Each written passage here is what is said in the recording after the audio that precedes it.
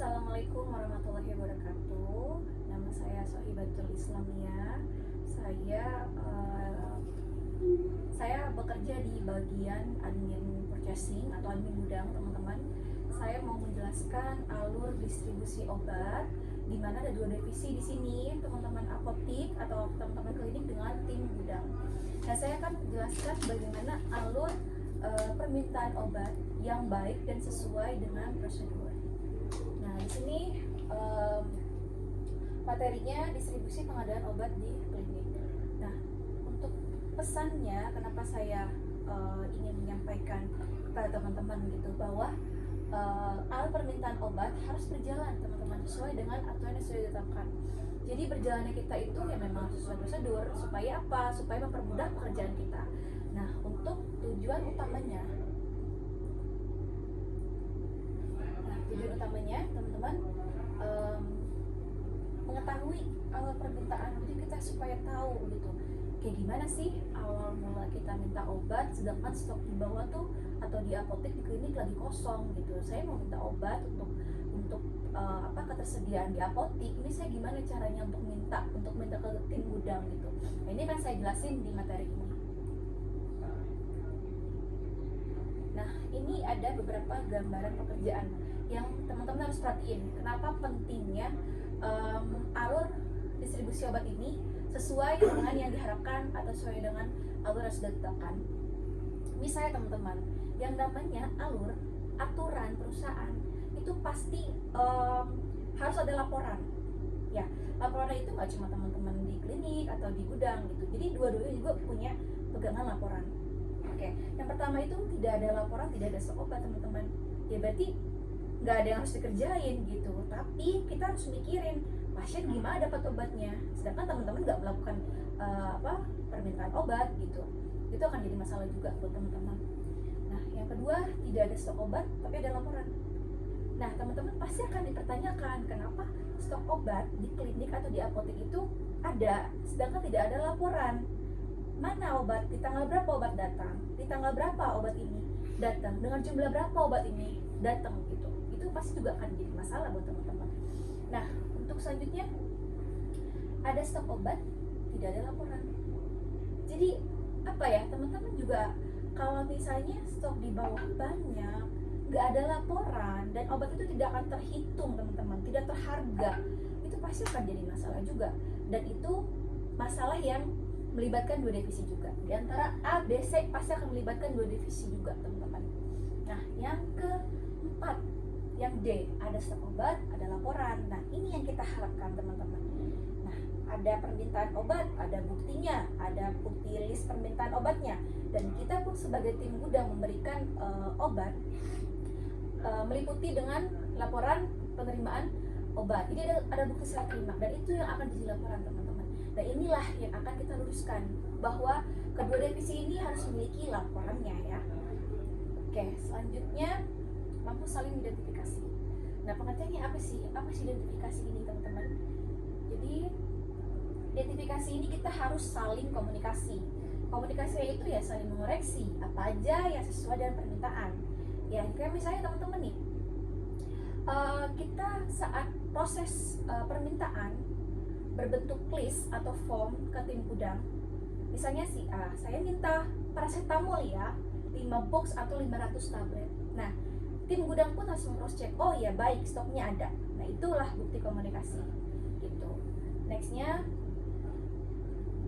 kalau misalnya tidak ada komunikasi, pasti miskomunikasi, teman-teman. Hilangnya komunikasi pasti akan menimbulkan masalah juga. Hal ini harus diperhatikan dalam alur pendistribusi karena akan mengakibatkan miskomunikasi. Nah, miskomunikasi ini apa sih yang dapat menimbulkan miskomunikasi itu? Apa aja sih, teman-teman? Pasti banyak. Apalagi dua divisi tersebut punya tujuan yang berbeda. Pasti ada yang namanya komunikasi. Nah, yang pertama, kesalahan dalam jumlah yang diminta dan yang dikirim. Misalnya teman-teman minta paracetamol 500 tablet atau 4 box, tapi yang dikirim cuma 100 tablet atau 1 box.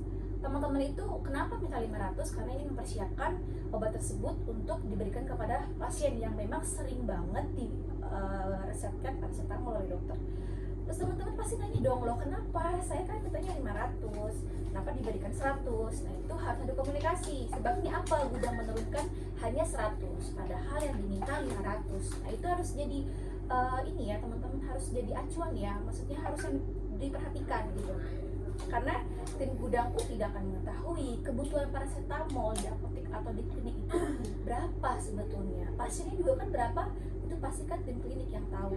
Dan permintaan pun harus disertai dengan kesadaran teman-teman berapa sih sebenarnya obat yang kita butuhkan sesuai dengan alur resep yang sering dokter berikan kepada pasien gitu teman-teman. Nah, yang B, pemberian jenis obat tidak sesuai yang dikirim dengan yang diminta.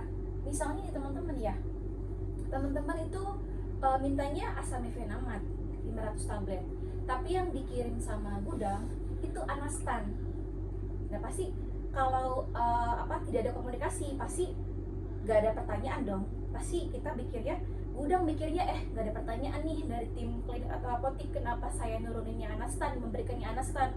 Terus tim gudang juga berpikirnya oh ya udah gitu, tidak ada masalah. Dan ternyata Anastan bermasalah karena teman-teman di bawah ada yang tahu Anastan itu yang diminta asamifenamat.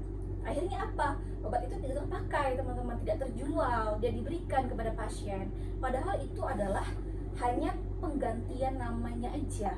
Jadi yang dikirimkan Anastan itu ya memang isinya asamifenamat. Nah itu komunikasi yang penting banget teman-teman, karena kita menghindari yang namanya penumpukan obat yang tidak diberikan kepada pasien atau yang tidak terjual, dan itu pasti akan merugikan perusahaan teman-teman. Nah itu pentingnya komunikasi itu penting banget. Nah proses alur distribusi harus sertai bukti serah terima. Nah teman-teman, ketika saya punya contoh, mungkin saya nggak buktikan di list slide saya ada contoh. Ini bukti serah terima yang biasa teman-teman klinik atau apotek lakukan sehari-hari. Nah ini ada list di mana ada nama obat, ada jumlah yang diminta, ada satuan yang diminta. Misalnya saya minta paracetamol, jumlahnya 5, satuannya botol, berarti dia minta paracetamol sirup. Saya minta paracetamol 500, satuannya tablet, berarti yang diminta ya tablet. Jadi ini harus jelas, list seperti ini pun harus jelas permintaannya.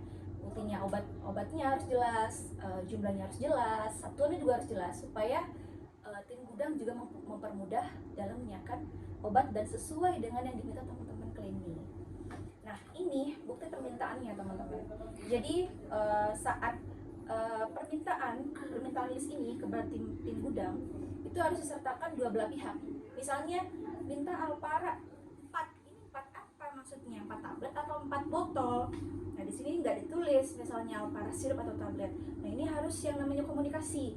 Jadi nggak boleh namanya miskomunikasi, harus ditanya ini Alpara apa. Tidak ada satuannya misalnya, ini sirup apa tablet.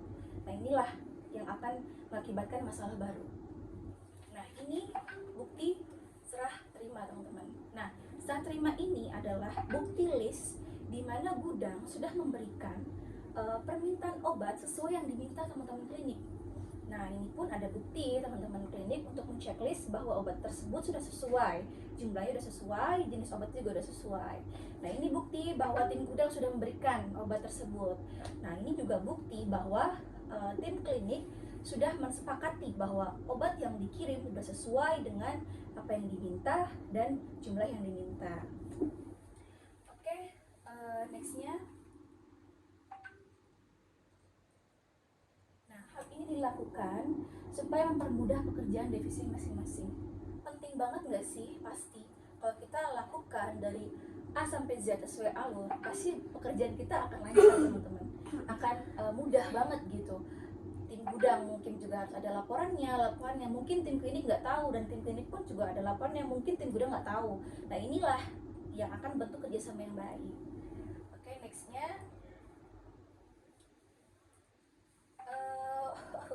udah cukup ya teman-teman. Mungkin ini sebagian yang bisa saya sampaikan. Semoga teman-teman bisa memahami ya, atau mungkin nanti bisa saling komunikasi seandainya belum memahami tersebut.